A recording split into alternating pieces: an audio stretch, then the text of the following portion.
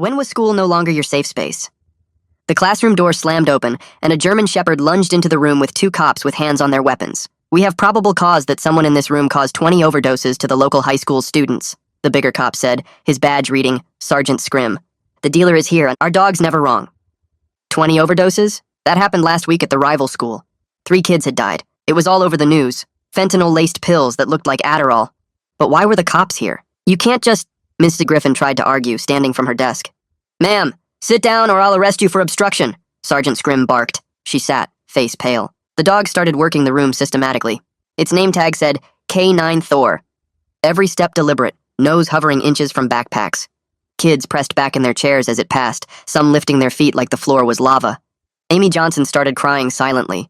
Darren Whitmore, who everyone knew sold grass behind the gym, was literally shaking, sweat dripping onto his test paper. The dog paused at his desk, sniffed twice, then moved on. Thor worked his way down my row. Judy, nothing. Harland, nothing. Then me. The dog stopped, circled my desk, sat down firmly, staring at me with those intense brown eyes. "That's the signal," the handler said, hand moving to his radio. "That's our guy. Positive alert." "What?" I stood up, my calculator clattering to the floor. The whole class was staring. "There's some mistake. Hands behind your back." Sergeant Scrim was on me in 2 strides. "I don't even drink," I protested as the cold metal cuffs clicked tight. "I've never touched drugs. Test me right now. I'll pee in a cup." "Save it for booking," the younger cop said. The bigger cop grabbed my backpack, dumped it onto Mrs. Griffin's desk. Books, calculator, protein bars, SAT prep guides, everything crashed down. My laptop hit the corner of the desk and the screen spiderwebbed, then went black. 4 years of saved money for that laptop. "Nothing here," Scrim muttered, sounding disappointed. He pawed through my things again, checking every pocket. "Check his locker," the younger cop suggested. "Dealers always have a stash spot." They marched me down the hall like a convicted criminal. Every classroom we passed, faces pressed against door windows. I saw my ex, Lauren, looking horrified, my basketball teammates confused. My locker combination fumbled in my shaking hands. 17-35-9. I'd had the same combination since freshman year, but suddenly couldn't make my fingers work. Scrim got impatient and shoved me aside, making me tell him the numbers. They tore through it like animals. Old tests fluttered to the floor. My lucky basketball shorts from when we made states. A moldy sandwich I'd forgotten about that made the younger cop gag. Nothing else. "Where is it?" Scrim grabbed my shirt, pulling me close. His breath smelled like coffee and cigarettes. "Where's your stash?" "I don't know what you're talking about. I study, I play basketball, I go home." "Nobody's that clean," the younger cop said. Thor was sniffing me again, going absolutely ballistic. Barking, jumping, the handler had to use both hands to hold him back. Whatever he had contact with it recently. "This is the strongest alert I've seen from Thor in 2 years. You're going to tell us where it is," Scrim said, shoving me against the lockers. "Those 3 kids who died? Their parents are planning funerals instead of high school graduations. You did that." "I don't even know anyone at the other high school," my voice cracked. "Car," Scrim said suddenly. "Where do you park?" "Blue section, but..."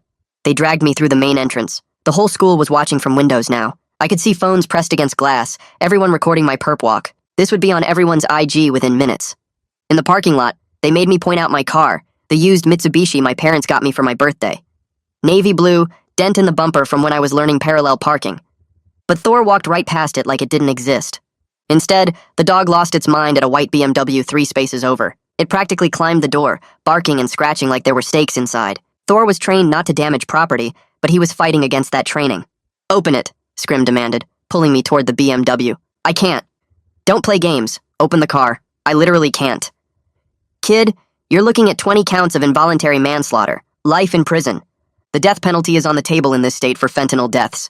Open this car." My hands were shaking so badly I could barely get my keychain out. I pressed the unlock button on my car fob. My Mitsubishi beeped and flashed its lights. The BMW didn't move. "Wrong button?" Scrim grabbed my keys, started pressing every button. Lock, unlock, panic, trunk. My Mitsubishi went crazy, honking, flashing, chirping. The BMW sat silent and still. "Why won't your key work?"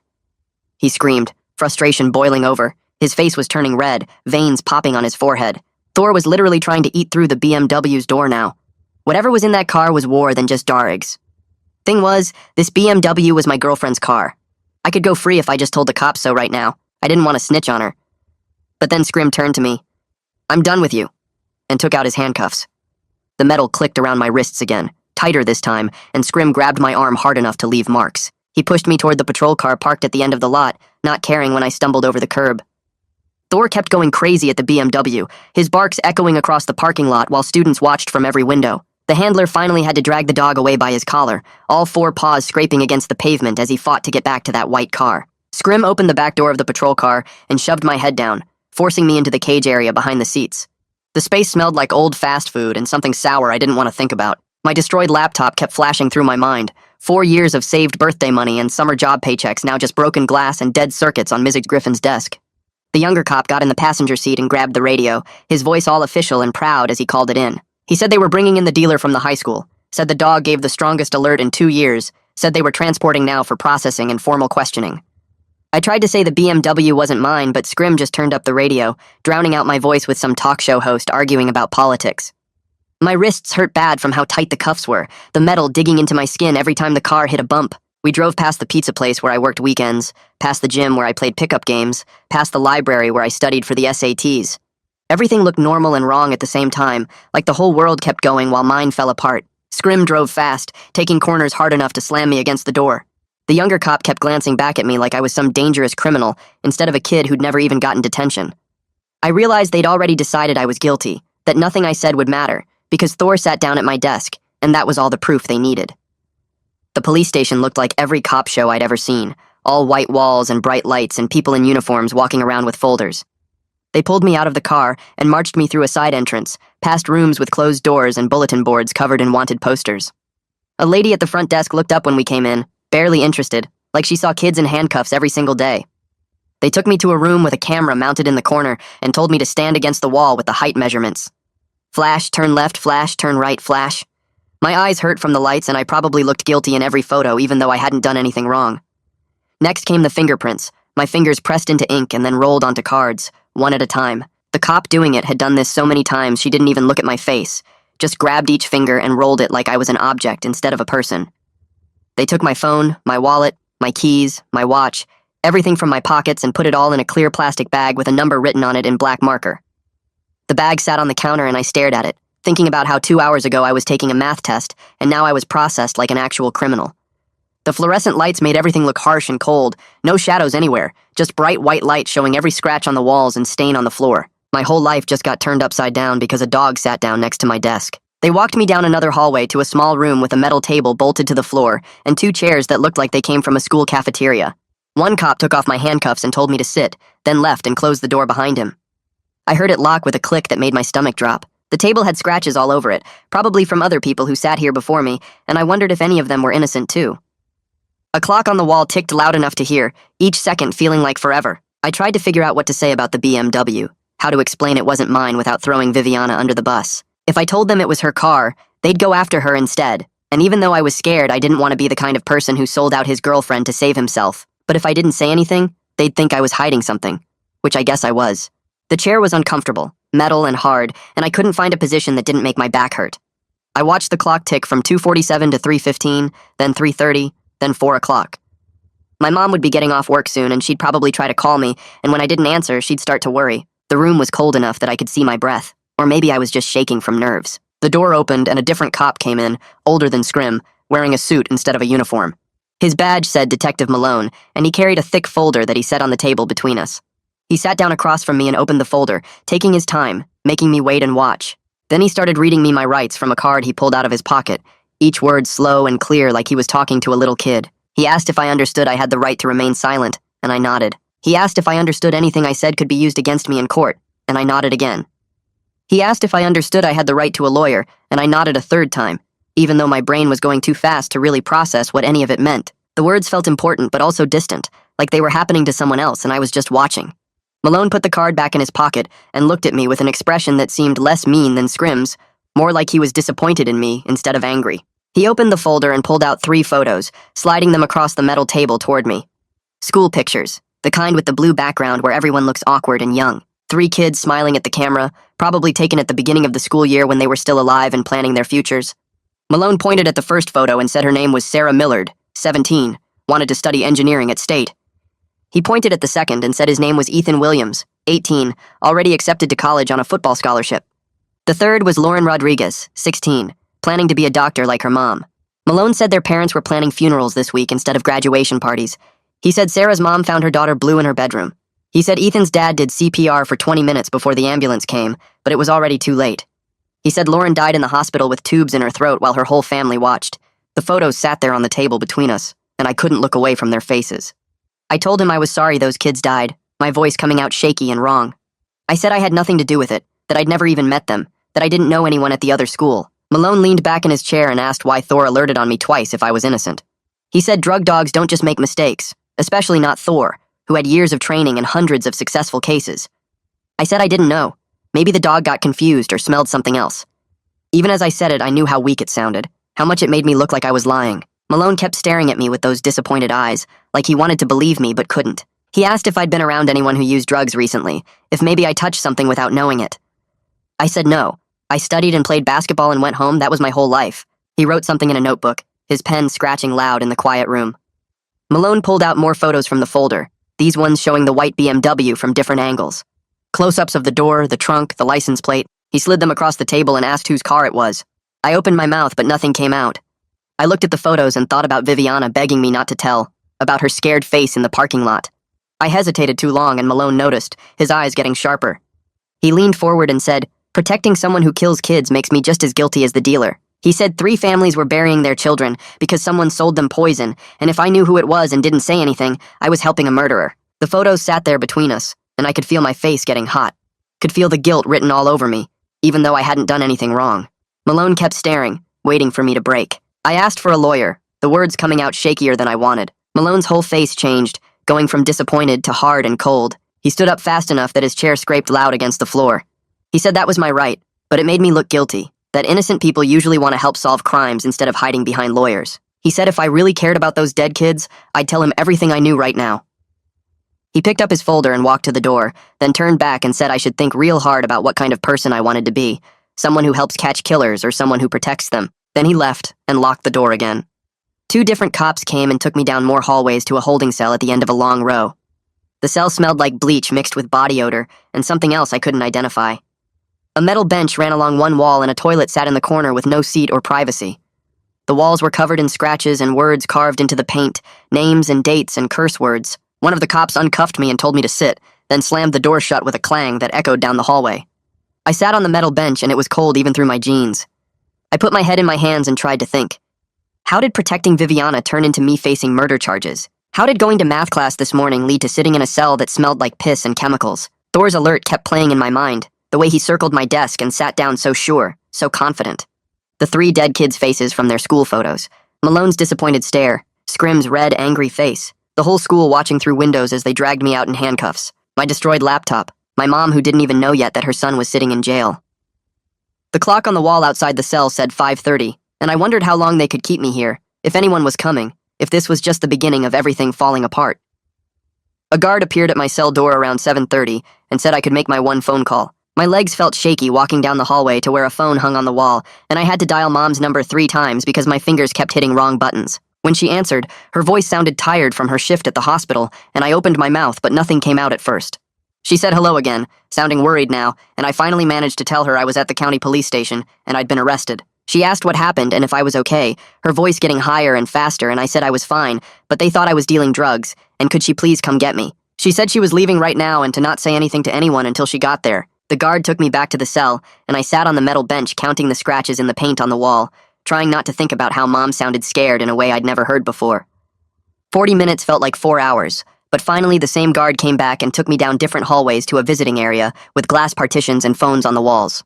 Mom was already sitting on the other side when I got there, still in her nurse scrubs with her purse clutched tight in her lap. I picked up the phone and she immediately started talking, saying she was so glad I was okay and asking if they hurt me. I told her no, they just put me in a cell, and she closed her eyes for a second like she was praying or trying not to cry. Then her face changed and got harder, more determined, and she told me not to say anything else to anyone, not one word, until we got a lawyer.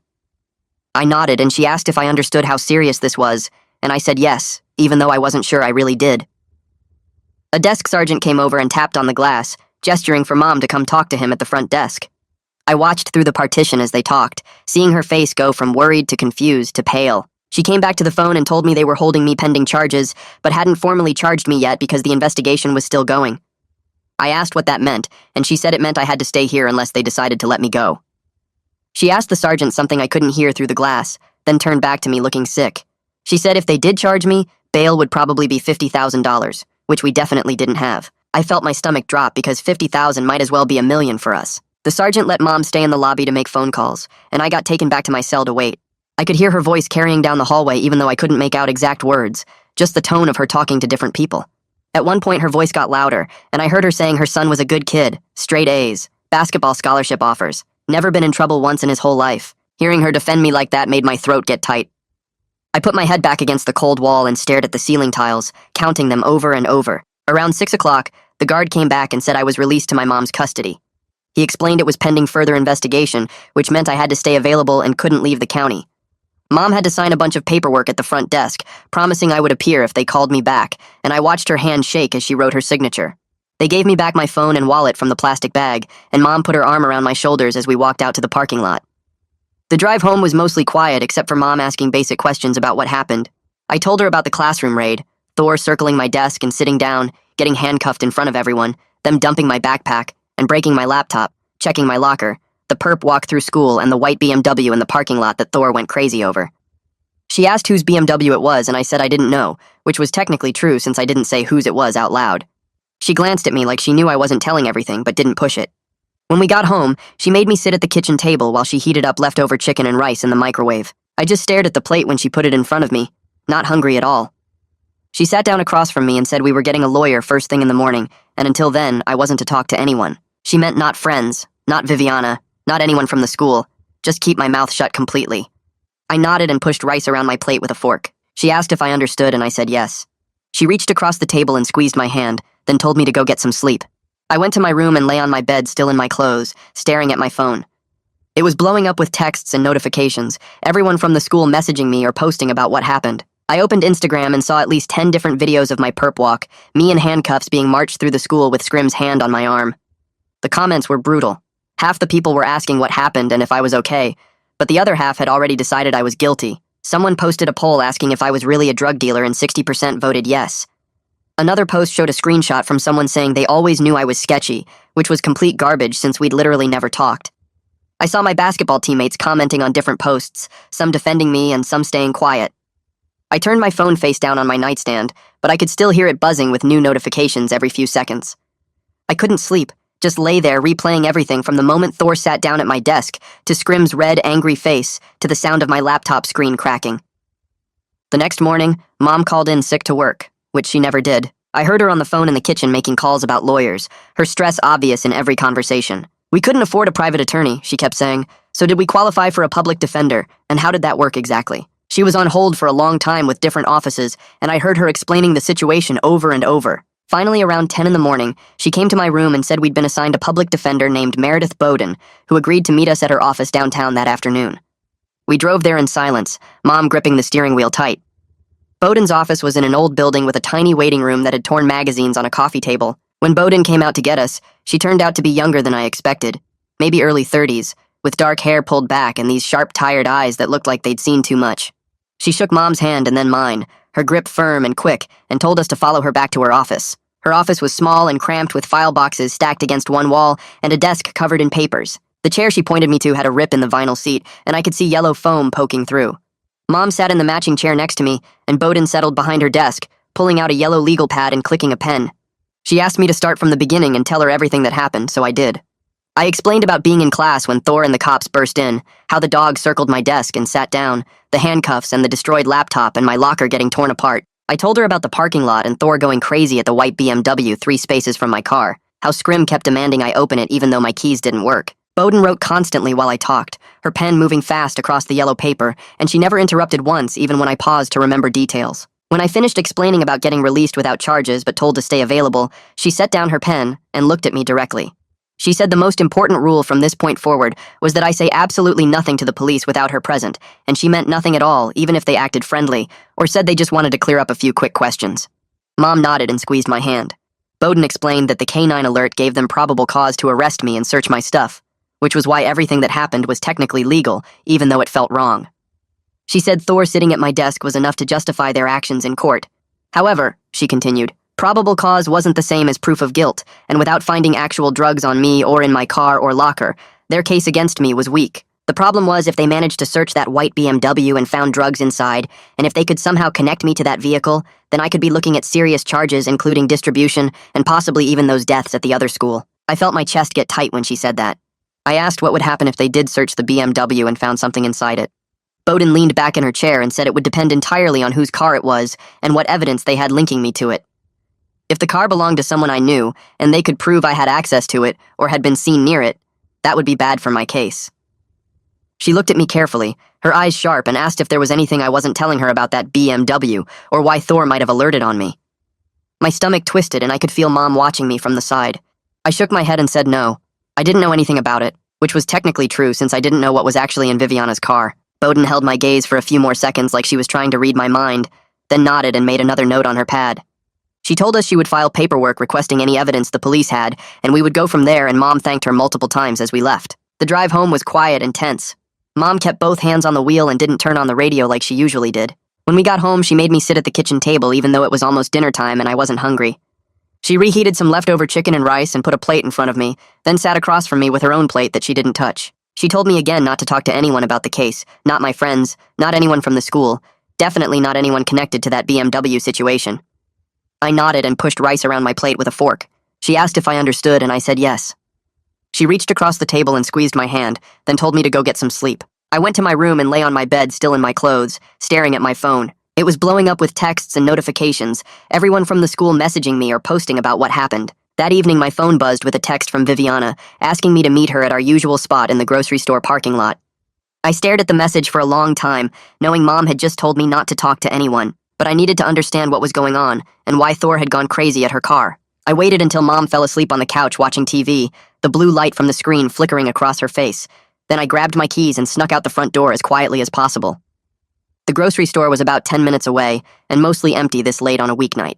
I pulled into the far corner of the parking lot where we usually met and saw Viviana's white BMW already there under a broken light. She was leaning against the driver's door, and when I got out of my car I could see she looked scared in a way I had never seen before. Her eyes were red like she had been crying, and she kept glancing around the parking lot like someone might be watching. She asked immediately if I had told the cops the car was hers, and I said no. I didn't tell them anything. Relief washed over her face and she stepped forward and hugged me tight. She said she was so sorry I got caught up in this mess, and that someone must have borrowed her car without her really knowing about it. I asked who would do that and she pulled back, wiping her eyes. She said maybe her older brother or one of his friends since they sometimes asked to borrow it, but she would figure it out and make everything right. I walked over to her BMW and looked at it more carefully. The door panel near the driver's seat looked slightly off, like someone had pried it open and hadn't put it back perfectly. The plastic edge didn't sit flush with the rest of the door, and I could see a small gap. When I pointed it out to Viviana, she came over and examined it, then said she hadn't noticed that before, and maybe it happened in a parking lot somewhere when she wasn't paying attention. Her explanation sounded weak, and I could tell she was nervous. She grabbed my hands and begged me not to tell the cops that the BMW was hers, because her whole family would get in trouble, and it wouldn't help me anyway since I hadn't done anything wrong. I wanted to believe her story about someone borrowing the car, but something felt incomplete, like she was leaving out important details. We stood there in the dark parking lot for a few more minutes, while she kept asking me to promise I wouldn't say anything, and finally I said I needed to go home. I drove back feeling more confused than before I came, my mind racing with questions about what was really in that door panel and why Viviana seemed so scared.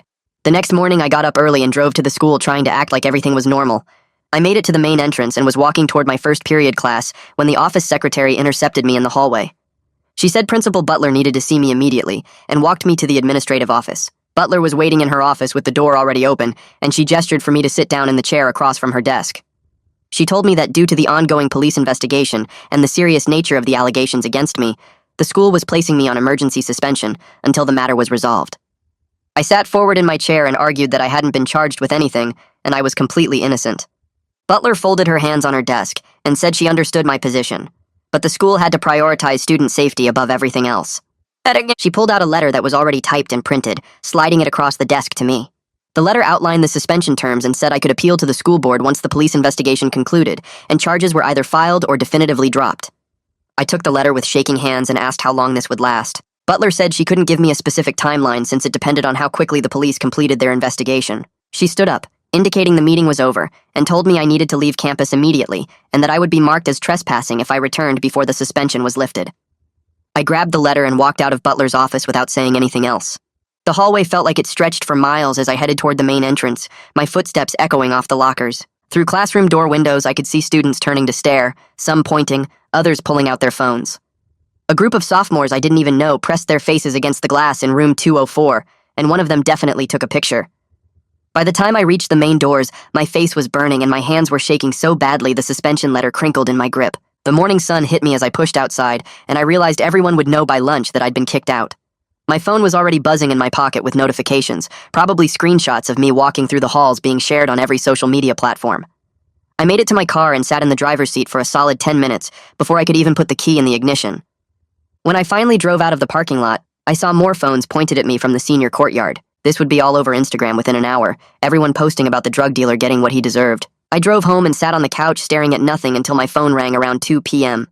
Coach Beck's name showed on the screen and my stomach dropped before I even answered.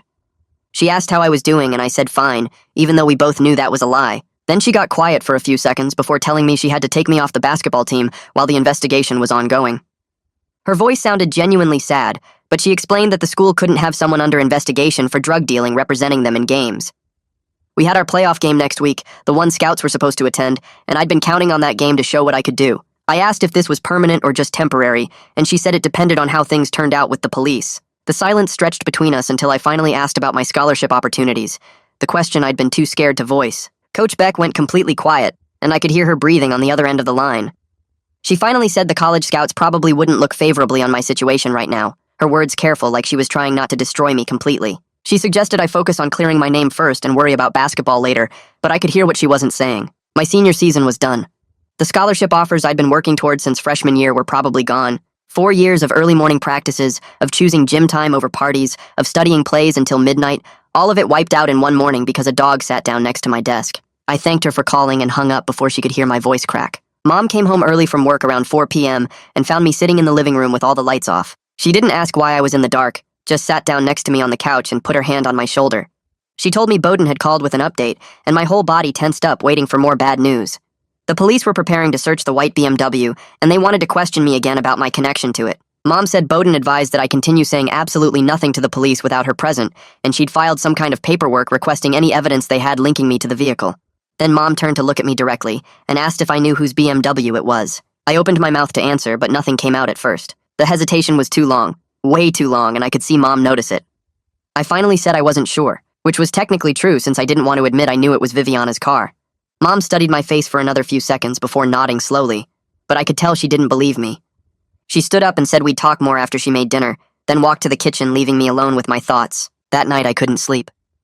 Every time I closed my eyes, I saw Viviana's scared face in the parking lot, begging me not to tell the cops about her car. Around midnight, I grabbed my phone and started searching for information about K9 alerts.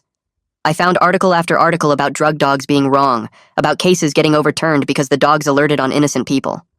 One study said the dogs were only accurate like 50% of the time in some situations. Another article talked about handlers unconsciously cueing their dogs to alert on people they suspected, even when no drugs were present. I read about a case in Illinois where a dog alerted on a guy's car, and they tore it apart looking for drugs but found nothing. The guy sued and won because it turned out the handler had trained the dog to alert on command. I stayed up until 3 a.m. reading everything I could find, taking screenshots of the most important articles. Maybe this was the answer. Maybe Thor had been wrong about me. Or maybe his handler had somehow made him alert, because they were so sure someone in that classroom was guilty. The next morning, I drove to the library as soon as it opened at 9 a.m. I used one of their computers to print out the articles I'd found about K9 reliability issues, the pages coming out of the printer in a thick stack. The librarian gave me a weird look when I paid for 47 pages of printouts, but didn't say anything. I drove straight to Bowden's office downtown and walked in without an appointment. The receptionist started to tell me I needed to schedule something, but Bowden came out of her office and waved me back. I spread the articles across her desk and explained what I'd found about false alerts and handler bias.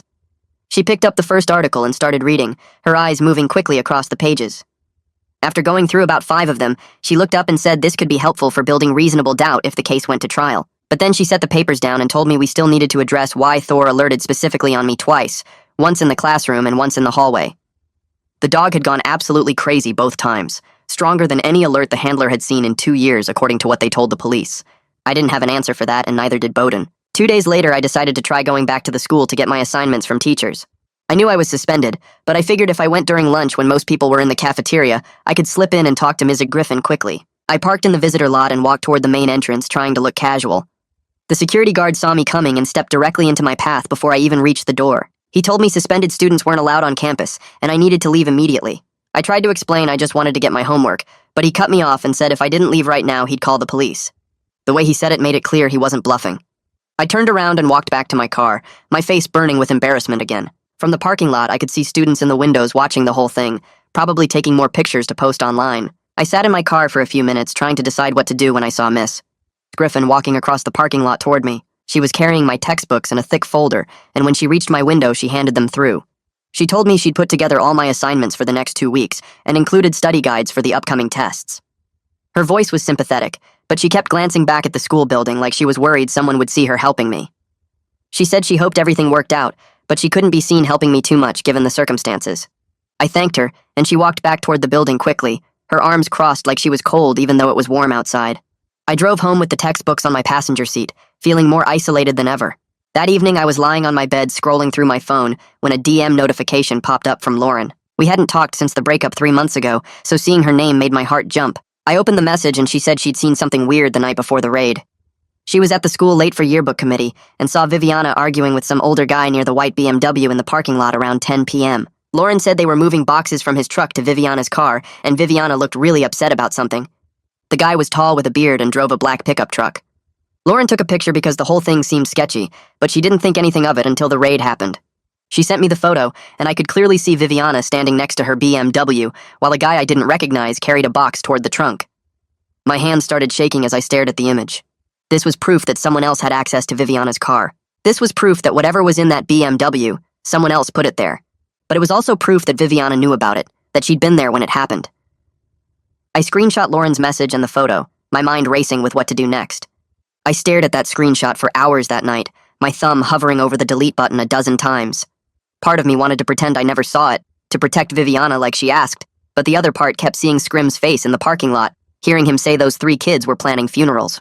Around 2 a.m., I finally made a decision and sent Bowden a text asking if I could meet her first thing in the morning. She responded within minutes saying to come to her office at 8. I barely slept, just kept looking at the photo of Viviana standing next to her BMW while that guy carried boxes toward the trunk. The next morning, I drove to Bowden's office in the county building downtown, my phone feeling heavy in my pocket.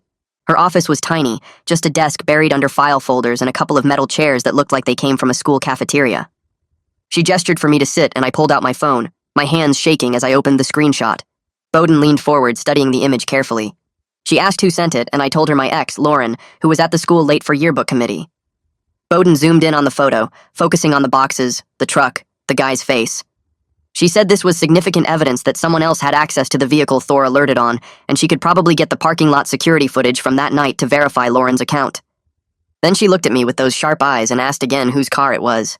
I opened my mouth, but nothing came out at first. She waited, not pushing, just watching me struggle with the decision. I finally admitted the BMW belonged to my girlfriend Viviana, but I swore I never drove it, never had keys to it, never put anything in it. Bowden's expression changed, her jaw tightening as she leaned back in her chair. She said this information changed everything, that now the prosecution could argue I had access to the vehicle and helped store the drugs. I protested that I never touched her car, that I didn't even know this guy in the photo, but Bowden cut me off. She told me I needed to decide what was more important, protecting Viviana or protecting myself.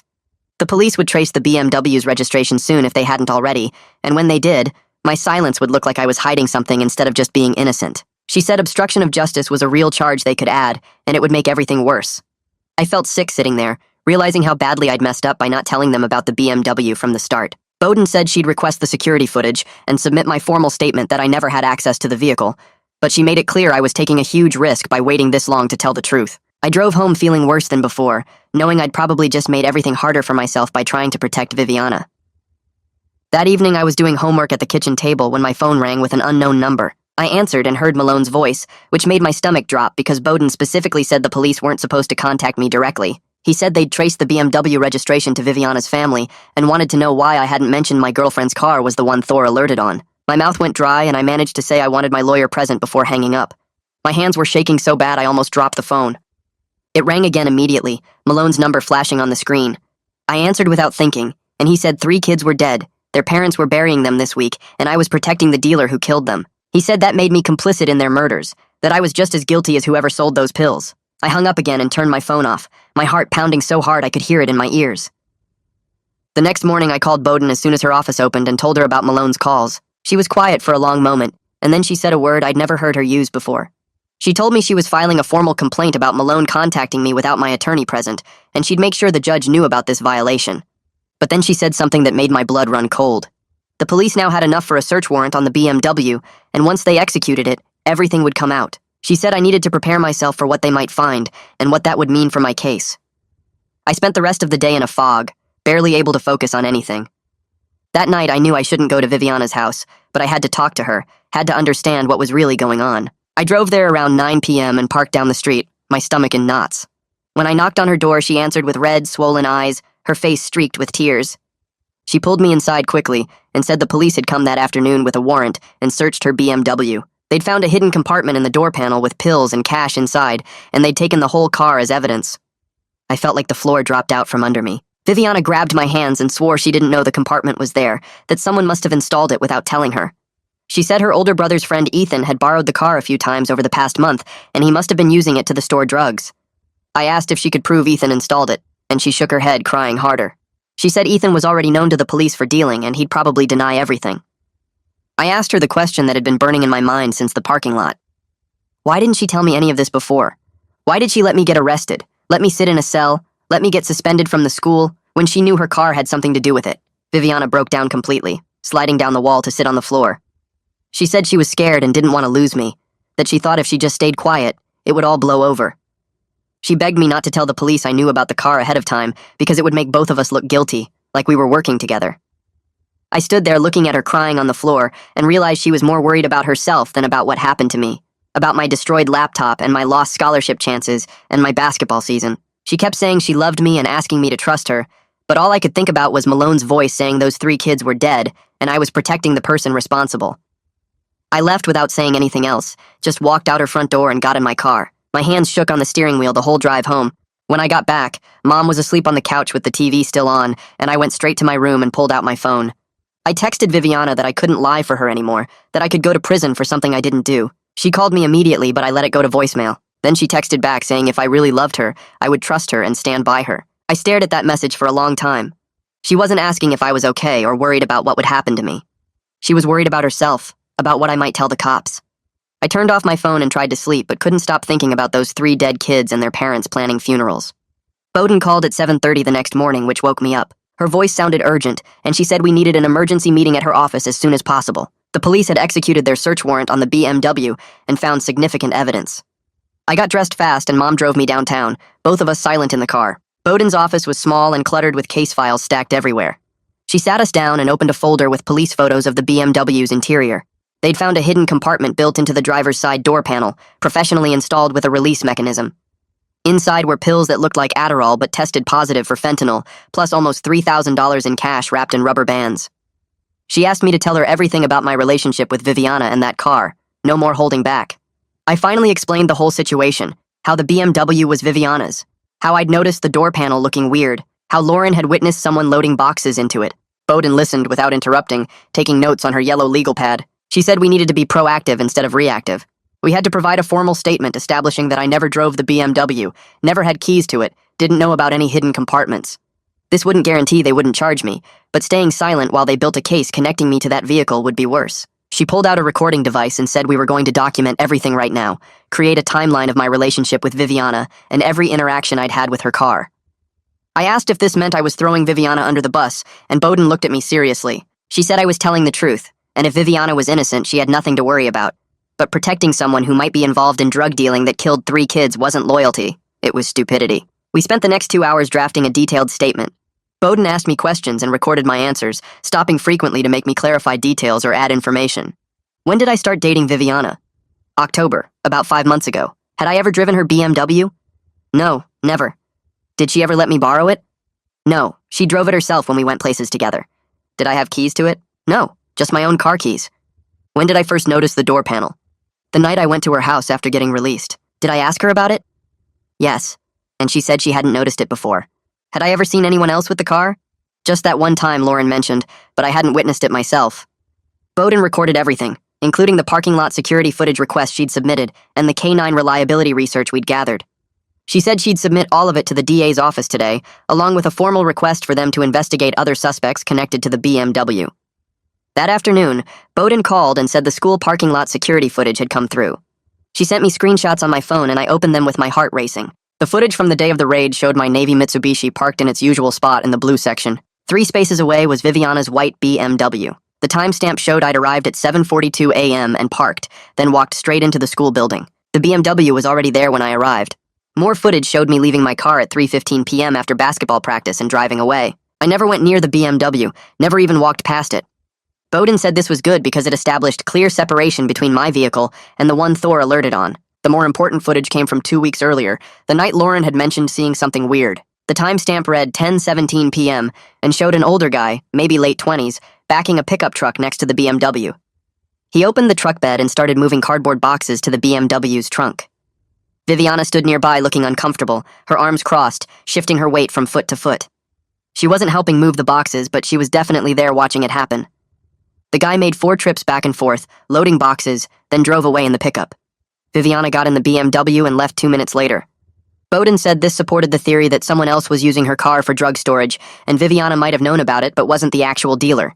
The question was who the guy was, and whether Viviana would identify him. The police brought Viviana in for questioning the next day. Bowden had sources at the department who kept her updated, and she called me that evening with details. Viviana had admitted the BMW was hers, but claimed her older brother's friend borrowed it a lot over the past 2 months.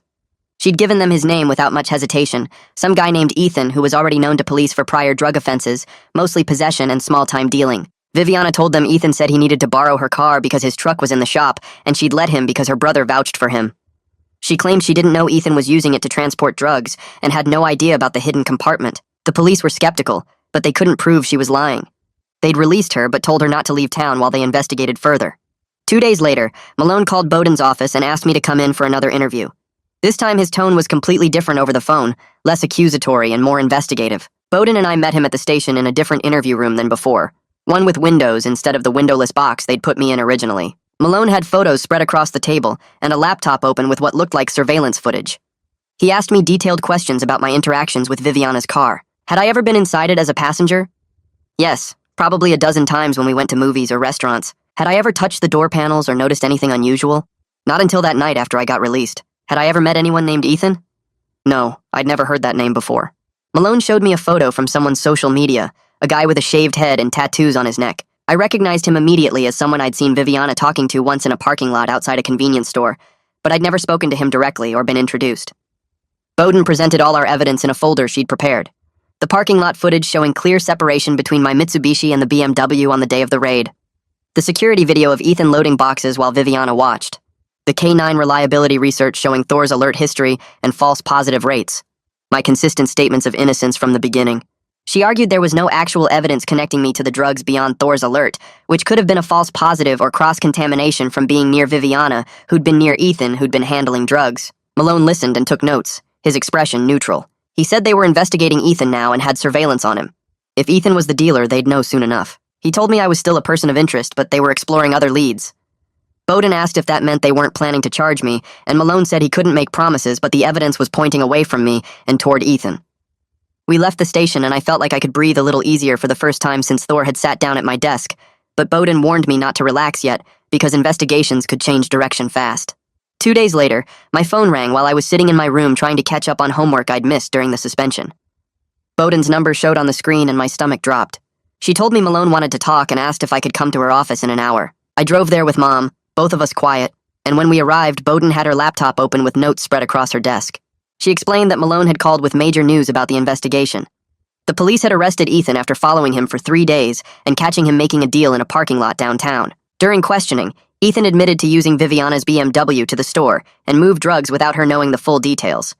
He claimed Viviana knew he was dealing, but didn't know about the hidden compartment he'd installed in her door panel. This meant Viviana might face charges for letting her car get used, but they were lesser charges than actual dealing. Bowden said this was good for my case because it proved someone else had access to the BMW and was actively using it for drug storage. I felt relief wash through me, but tried not to show it too much because Viviana was still in trouble.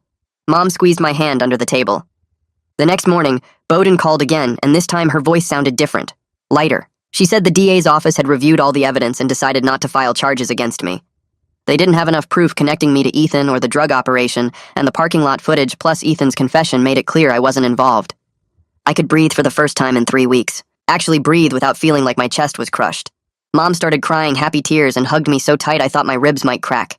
Bowden warned us that this didn't mean everything was perfect, but the immediate threat of criminal charges was gone. I thanked her about 10 times before hanging up. Mom made my favorite dinner that night even though we couldn't really afford the ingredients, and for a few hours everything felt almost normal again. But the next day, Malone called me directly and his tone was all business. He said I needed to understand that not being charged didn't mean they thought I was completely innocent. It just meant they didn't have enough evidence to take me to court and win. If any new proof came up connecting me to Ethan or showing I knew about the drugs, they could revisit the whole thing and file charges later. He told me to stay out of trouble and keep my distance from Viviana and anyone connected to the case. I said I understood and hung up, feeling like the relief from yesterday had a crack running through it. Mom asked what he said and I told her, watching her face get worried again. She said we'd deal with whatever came next, but for now I should focus on getting back to normal life. Except normal life was gone, and I wasn't sure how to get it back. Principal Butler called me into her office 2 days after the DA's decision. She had papers spread on her desk, and her expression was serious but not angry like before. She said my suspension was lifted based on the DA's review, but there were conditions. I had to sign a behavior contract promising to follow all school rules, report any contact with law enforcement, and maintain good grades. She also said the incident would stay in my school record permanently, which meant colleges might see it when I applied. I'd be allowed back to class starting Monday, but I had to meet with the school counselor every week for the rest of the semester. I signed the contract without arguing, because getting back to the school was better than sitting at home watching my future disappear. Butler handed me a schedule for counseling appointments and told me she hoped I'd use this as a learning experience. I nodded and left her office feeling like I'd been given my life back, but with strings attached that would never fully go away. Coach Beck texted me that afternoon asking me to come by the gym. When I got there, she was in her office with practice schedules pinned to the wall behind her. She told me I was back on the team effective immediately, which made my heart jump. But then she said I'd lost my position as captain because of the disruption and the attention the whole situation had brought to the program. One of the other seniors would be captain for the rest of the season. I accepted it without arguing because honestly I was just grateful to play again. Being on the court was the only place where my brain stopped spinning with everything that had happened. She asked if I understood and I said yes. Then she told me practice was tomorrow at 3:30 and I better be ready to work. Walking out of her office, I passed some of my teammates in the hallway and saw disappointment in their eyes. They didn't say anything mean, but they didn't say anything at all, and somehow that felt worse. The following week, I heard through people at the school that Viviana had been charged with letting her car get used for drug dealing. It was a lesser charge than what Ethan got, not actual distribution, but it was still serious. Her lawyer got her into some kind of program where she'd do drug education classes, community service, and meet with a counselor who worked with people connected to drug cases. If she finished everything successfully, the charges might get reduced or even dropped completely. Part of me felt bad for her because she probably really didn't know about the hidden compartment. But another part of me was still angry that she'd asked me to stay quiet and protect her when I was facing way worse charges. I heard she'd dropped out of our school and was finishing senior year online to avoid all the attention and gossip. She texted me 3 days later asking if we could talk. The message sat on my phone for hours while I stared at it. She said she was sorry for everything and wanted to explain what really happened with Ethan and the BMW. She said she never meant for me to get hurt, and she understood if I hated her, but she just wanted a chance to tell her side. I typed out responses a dozen times and deleted them all. Finally, I just closed the messages app and didn't reply. I thought about everything that happened and realized that even if she didn't know about the hidden compartment, she knew enough to be worried when the cops showed up. She knew Ethan was dealing, she knew her car was involved somehow. And when things got bad, she chose to protect herself by asking me to stay quiet, instead of just telling the truth from the start. Maybe that made sense from her perspective, but it also meant she was willing to let me take the fall to save herself. I couldn't get past that. Mom and I met with Bowden one last time at her office to close everything out officially. Bowden had a folder with all the paperwork and copies of the DA's decision. She told us she was filing a formal complaint about how Scrim handled the whole arrest, especially the aggressive way he treated me in the parking lot and at my locker. She was also raising questions about Thor's reliability, since the dog had given such a strong alert on me when I had nothing to do with the drugs. The police department was supposedly reviewing their K-9 procedures because of the complaint, though Bowden said those reviews usually didn't change much. She looked at me across her desk and said I'd handled an impossible situation with real integrity. She said sometimes doing the right thing meant losing people you cared about, and that was hard, but it was also part of growing up and figuring out who you wanted to be. It hurt to hear because it was true. I'd lost Viviana, lost my captain position, lost my clean record, lost the way my teammates looked at me. But I also hadn't lied to protect someone who was willing to let me go down for something I didn't do. Bowden shook both our hands and said if I ever needed anything to call her. Mom thanked her about 50 times. Walking out of that office felt like closing a door on the worst 3 weeks of my life, even though I knew the consequences would follow me for a long time.